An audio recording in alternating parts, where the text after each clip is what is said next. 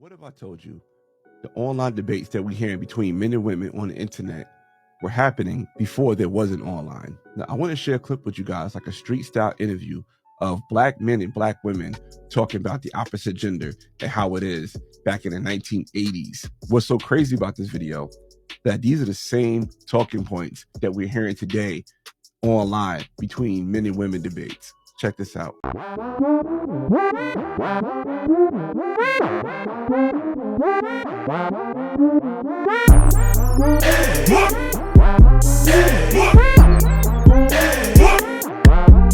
What's going on YouTube? It's your boy Ron back with another video. If you're new to the platform, welcome to the tribe. By the end of this video, I hope you subscribe. Man, I was really looking forward to react to this video, and I wanted to share it with you guys because, for one, I think it's very important, informative, and damn, I don't want to use the word scary, but it definitely it definitely put a lot of things in perspective. It's like, it's crazy to see that in a 40-year span, you listen to the conversations that we're having today. It sounds very much like what the same thing that they were talking about back in the day. And this is coming from somebody who's an 80s baby. I just turned 40 this year myself. So again, man, I was definitely looking forward to reacting to this, and I wanted to share it with you guys because along with this clip, I got another clip, a follow-up clip that shows that we're literally having the same conversations, but in this case, you won't believe who's having the conversation of all people. Without further ado, let's go ahead and jump into it. My opinion of women of the 80s is that they have lost something as far as their femininity. I'm proud of being black. Can't be no more than what I am, and I want my woman to be the same way. I feel more comfortable. You know, right now I'm not comfortable because I don't have a woman black enough for me. I think the ladies of the 70s were more independent, but the ladies of the 80s will be more dependent on men. Mostly because they've been outside in the world and that they've seen how hard it is out there. You see a lot more women in graduate schools. You see a lot more women in executive positions, a lot more women owning their own offices and businesses. And I think men are becoming scared of that. The opportunities for the black man, like I say, are not equal to the white man. They are more on the level of being under the black woman. They're only concerned with themselves. They have no religious or no convictions whatsoever, and sex is usually their first priority. How I feel about the women here in the 80s, that they are beautiful, fantastic, and most of them have the jobs. So stick with them. The male mentality is a little shaky, like weak. But I don't blame the men fully because there are a lot of dense women out here also. Well, I think they're more independent now. They look more toward a single life, not really a husband and wife relationship as they used to in the past. I think it's about time for everybody to get their act together. I think that the women depend on the men depend on the women, and if we all work together as a unit, then we can get something done. So I'm calling all men, be a man and do what you're supposed to do spiritually, financially, and mentally. And for the women, we got to stick with the men, encourage them in every area. And I think that if we do this, you'll find that the children will grow up stronger with a lot more love in their lives and not looking so much for the things of the street. It's crazy to see the same things that were being said back in the 80s are being said now in the 2020s. A 40-year span. And not only the fact that they're having those same conversations 40 years ago, you're seeing and hearing a lot of the same responses that you would hear today. And I got to call the women out on this because this is how I know this shit is cap. One of the comments that stood out the most was when that woman said, more women are getting more of this, more of this, more of that, more of that, and men are scared. That got to be a false narrative by now. It gotta be. Y'all was saying that 40 years ago. And y'all saying it now, and men are still over here telling y'all that's cap. So that right there lets me know there's definitely been false narratives that have been pushed for decades, apparently. That, out of everything I heard in that clip, that one stood out the most because I hear so many women today say that shit. And that it really grinds my gears because it falls in line with women say, y'all don't want a woman that got her shit together because that means she ain't got to put up with your shit. No, we don't want you to put up with our shit, but damn, I'm like, what you're not gonna do is sit over here and disrespect me and talk down to me. That's the problem men have with the women that got their shit together. Because y'all think just because y'all got y'all shit together, y'all can act any old kind of way. The same way how when y'all claim men back in the day that was providing for y'all and y'all wasn't able to provide for yourselves and y'all had to put up with the shit because they were providing. That shit goes both ways. Just because you making your own money don't mean I gotta put up with your shit, bitch. I'm making my own too. I'm a man. I gotta get it out the mud. What the fuck is we talking about?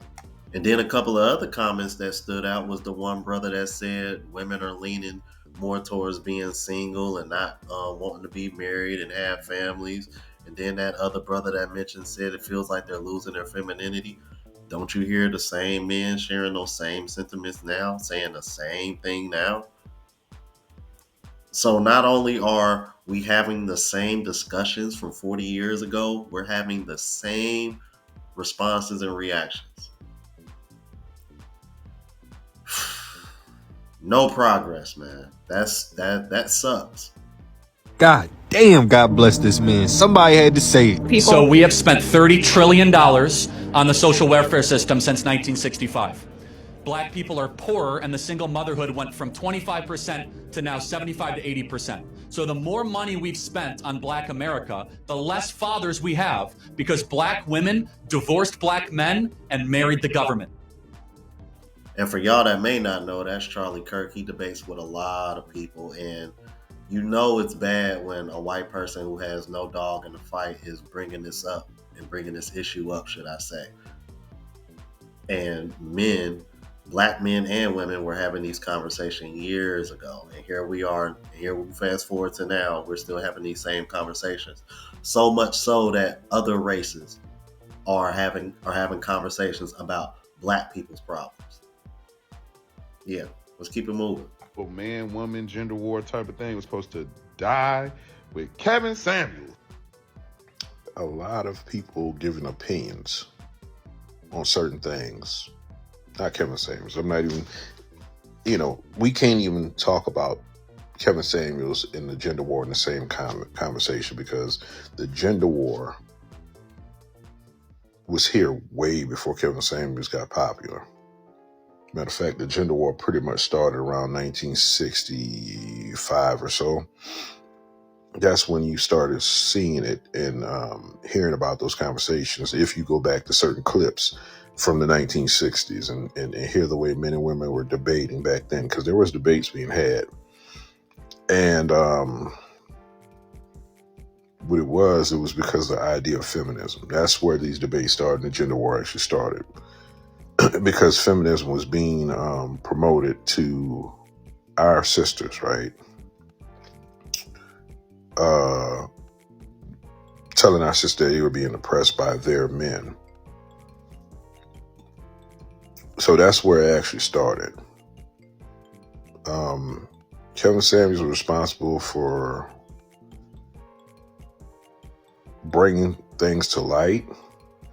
And it wasn't even men that made Kevin Samuels popular. That's another misconception. Who made Kevin Samuels popular was women. Because women got to hear the whole truth, right? They got to hear the truth without any sugarcoating, no fluff, just the truth. And a lot of women didn't hear that because a lot of those women that came through didn't have fathers. So they didn't hear the God honest truth. So it was jarring to them. And then they had to go back and have conversations with males in their circle. And I know I've had it, like several women have came to me. And matter of fact, that's the reason why I was pushed over here on TikTok, to be honest. I had conversations, I had debates with actual feminists, and to the point where they said, wow, I didn't think about that. I don't look at it from that way. And because I am the way I am, I'm not as the divisive as Kevin Samuels. I'm not as brash and in your face. I'm more of a laid back communicator. They were able to listen to hear. And he was like, wow, you need to go over there on TikTok, or you need to, and these women still support me today. So, yeah, this take right here is a total miss because he didn't start this gender war. Not at all. Not even close. That's like blaming a news reporter for reporting on violent crimes. That's what you're actually doing. Kevin Samuels is just like a news reporter reporting on something that had already happened and has been occurring for the last 60 years. Total miss. Y'all got to do better, man. I'm telling the content creators. It's lazy. This take is lazy. And the women that support it, y'all just want a answer wrapped in a nice pretty bow that's shiny and sounds good and feels good to you. Hey, we need to start thinking deeper, black people. Look deeper. The answers are there. You just have to look deeper. Anyway, I'm about to get ready for work. Y'all be easy. Peace. Well, with all due respect, sir, maybe you might have missed, or maybe you just cut the video too short because he said it should have ended with Kevin Samuels. He never said that he started it. However, I don't know if y'all caught on to that, but I played both of those clips back to back in particular for a reason, because Charlie Kirk mentioned 1965. This brother also mentioned 1965, and that's when he started seeing the changes and started seeing them having the debates about this. So you can make the case that they were having these conversations before 40 years ago. Sounds like they were having these conversations the moment the government started forking out this money, to where they said, oh, we don't need these men anymore. Okay. Thank you, government. Thank you, daddy government. Sounds like they was having these conversations even before the 80s, man. As a matter of fact, if I recall, man, I remember seeing a video maybe from the 70s of them having these conversations. But that just goes to show you, like, that effect was so fast. You're talking about, if you're talking 1965 into the 80s, let's just say 1980, dude, that ain't shit but 15 years. But then again, I'm really not surprised, because even in modern day and being in 2025, things were a lot different even 15, 20 years ago in comparison to now. But yeah, time flies. Let's keep it moving. You know this gender war? It's actually because men listened. Women are like, men need to go to therapy because men don't understand, blah, blah, blah. And us men who went to therapy realized something. Women have been going to therapy only to learn how to better manipulate people. I have an ex who's like a famous women's energy coach or whatever. She went way off the deep end. But one of the favorite shows that we would watch was this one about couples therapy. And it was about a therapist who was like digging into like couples who had problems. And she wanted to learn all about like narcissism and BPD and manipulation methods. And sure as shit, she would try to use the shit that she learned. But then us guys go to therapy expecting to get better, wanting tools to do better. And now we know all the bullshit. We know what women do to lie and gaslight and manipulate and be victims, and how they dodge accountability, how they use anecdotes to try to like disregard like evidence of shit, like broad data. How they try to flip scripts so that way if you hold them accountable, you're all of a sudden a monster or an oppressor. Where guys don't really have boundaries, because we're people pleasers, we're supposed to be providers, and so we try to be strong for the sake of everybody else, and that's lack of boundaries. So now as guys know that we don't have boundaries and we've been easily manipulated by these women, and we're just done with it. More men should go to therapy. You know what? The crazy thing about therapy is that you hear a lot of women scream that shit, but we've covered multiple videos of female therapists literally saying women really struggle with taking accountability. And it's funny that he mentioned that TV show, because I remember watching a particular clip on TikTok of that TV show, and it was the very exact thing, except obviously it was a couple.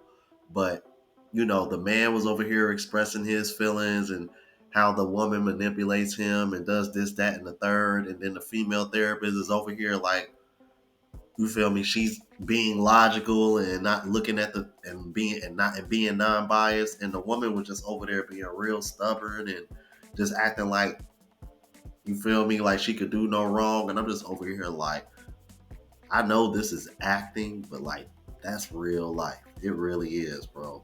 I'm telling you, let's keep it moving. What do you think needs to happen for this whole gender war to be over? The collective of women that actually want men have to denounce feminism, radical feminism, the sexual liberation. They have to become more submissive. They have to start worrying about what men want. That's a big one. Start caring about what men want and follow suit. That's all you got to do. See, the thing is that men, real men, as you put it, right? Real men haven't really changed. They know what they expect to be and do, and they're okay with it. But they're just asking for their counterparts to do what they're supposed to do. So once you stop rejecting that, now we can sit down and have a fix for this. Some people rather project an illusion of meritocracy than allow us to live in a real one. In the con, it only works if we're divided.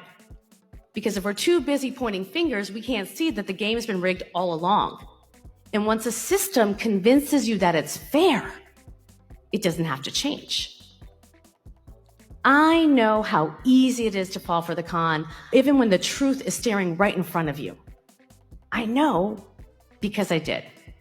For years, I have been talking about how we need to teach girls to be brave, not perfect, but I barely even thought about how we need to teach boys to be soft, not stoic, to connect, not control, to reimagine a version of manhood where strength requires sensitivity, empathy, and care. Because that's how disconnection works. It convinces you that your fight is the only one that matters. And all along, boys needed a lesson in bravery too. Because boys are struggling.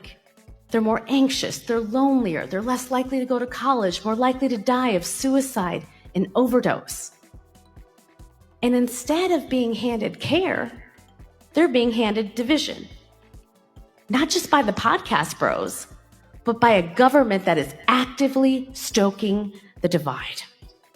They've built a world where men and women don't talk to each other, don't see each other, don't trust each other. Disconnection isn't just the consequence, it's the goal.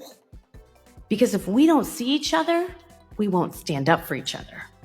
I mean, I'm sorry, but tell me I'm not sorry. Tell me you a chameleon without telling me you a chameleon. She thought she was slick. I was right up with her when she was to say they're being handed division by the podcast bros, but the government, no. It always been the government. This is why I did this video. These conversations were being had, and I just showed y'all decades ago. And the funny part about it is, I think the reason why women like her and women in general that don't like this content are so bothered is because for the longest, y'all were the only ones with a voice. And now that men have one and have a space, y'all feel a type of way about it, even though y'all claim if y'all really want to be serious about men's mental health month, y'all need to create your own space. And here we are now. We've done that, and look, here y'all are over here hating, or either y'all barging y'all way into the conversations and into the space. Yeah, what do you know? History repeating itself. It ain't shit new. I feel so vindicated because I definitely said that social media moving forward will consist of men talking to other men and women talking to women, because the conversation around men and women and relationships and how we can, it's done. It's dead and it's done. I feel so vindicated because it's happening. It's happening. It's happening. This is where it gets interesting. This is also where we start to see who's the problem in the community. We're going to start to see who really the problem within the community, because it's easy for men to get online and bash women. It's easy for women to get online and bash men. But when men start talking to men and women start talking to women, you really figure out who has a child mentality and who's walking in adulthood. Yeah, I feel very vindicated by this. I'm thoroughly entertained, and I look forward to seeing more of this dialogue. I don't see it. I'm gonna just be honest with y'all. I don't see it. I do not see it. I think it's gonna get worse before it gets better. But right now, I don't see it. I don't know what I'm not seeing what she's seeing. I'll say that. And this one for you, I don't need. And this one for you, I don't need a nigga for shit ass bitch. Come over here and help me. Y'all done convinced me to leave my little shit and shit like that. And now I'm out here been mowing the grass since 9 o'clock in the morning. I ain't supposed to be out here. I'm supposed to be in that kitchen. Mosquitoes biting me. Shit, I got grass in my shirt. Like, I'm not built for this, folks. I'm finna call him, y'all. I tried to have a hot girl summer. I'm not doing this shit with y'all. No. Y'all stand by y'all mother and selves. I'm cool on this, y'all. I ain't gonna lie, I'm cool. Peace and love. Yeah. You can't make this shit up, people. You cannot make this shit up. Buy a dog, die alone. You don't know what you don't know, right? So, like, let's say you're growing up in the hood, right? And all you've dealt with is, like, you know, ratchet women that are kind of rough around the edges. And, like, you know, you've been indoctrinated to think, like, you should be accepting this. Like, this is great. Cool. You'll deal with it for a bit. But then you get some money and status. And then you date an Asian girl. She ain't talking back to you. She rubs your feet without you asking. She's making you food. You know what I mean? She's bringing you around her Chinese friends and stuff like that. You're walking into the, you know, to the grocery store. Niggas aren't telling you hurry up and buy no more. You're like, damn, this feels kind of nice. So what ends up happening, right? Like, okay, this is nice. Like, I've never experienced this before. And when you get this different treatment, you're like, damn, I can't go back to LaQuisha now. I'm not trying to argue with her. I like Ling Ling. Ling Ling loves me a long time and she don't argue with me. Brother on my arm, no brother on your own. Y'all let me know what you thought about this. If you're new to the platform, please subscribe. OGs, I appreciate the love and support. Make sure y'all hit that bell notification. That way y'all know what I'm uploading. Hit the like button because it helps with the algorithm and helps to reach a broader audience. Also look out for the travel vlog channel as well as the live show channel. Both links are in the description. Until the next video, y'all. Deuces.